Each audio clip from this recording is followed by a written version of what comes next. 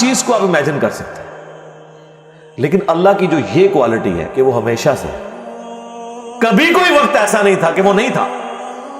یہ ایک ایسا اندھا کنواں ہے، یہ وہ کانسیپٹ ہے کہ جس میں آپ غرق بھی ہو جائیں آپ کو اس کا کوئی سرا نہیں پکڑائی دے گا.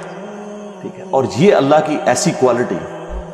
بہرحال یہ کوالٹی تو ہم اللہ کے ساتھ شیئر نہیں کر سکتے، لیکن جو اس کی دوسری کوالٹی ہے کہ وہ ہمیشہ کے لیے ہے، اس نے دیکھیں آپ کو شیئر کر لیا ہے اپنے ساتھ، خالق اور مخلوق کے فرق کے ساتھ ہمیشہ کی زندگی اس نے جنت میں آپ کا مقدر کر دی.